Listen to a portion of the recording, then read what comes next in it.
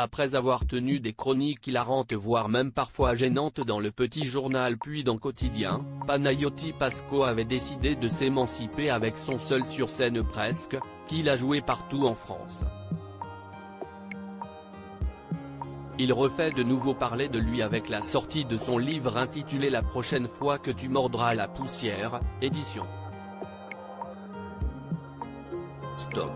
Il permet au lecteur de rentrer dans son intimité en se livrant sur sa jeunesse, les relations avec son père ou encore son homosexualité. Pour faire la promotion de son ouvrage, il a répondu aux questions du magazine Elle, le 30 août 2023. Il est ainsi revenu sur sa dépression mélancolique, dont il souffre depuis des années.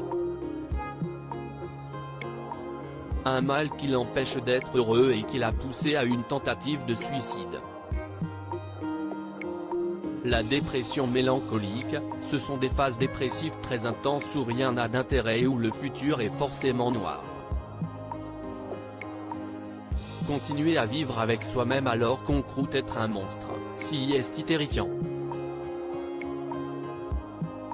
Mon cerveau ne produit plus de sérotonine, et je ne pense qu'à l'autodestruction, a-t-il ainsi expliqué.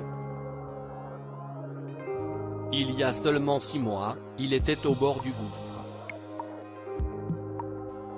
Il a pu compter sur ses frères pour l'aider à sortir la tête de l'eau alors qu'il était tout proche d'être interné. Panayotis Pasco s'est rendu compte qu'il n'était pas le seul à souffrir de cette maladie en discutant avec son père, le comédien a compris que sa maladie était héréditaire. Ma grand-mère maternelle en souffrait, mon père a traversé des phases très douloureuses. J'ai un ADN chargé en mélancolie, a-t-il poursuivi. Il a ainsi compris qu'il n'était pas seul et ça l'a un peu rassuré.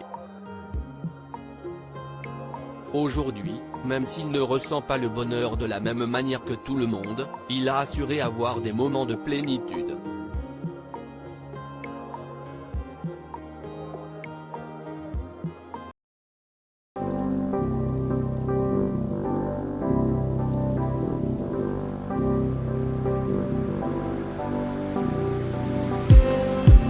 Just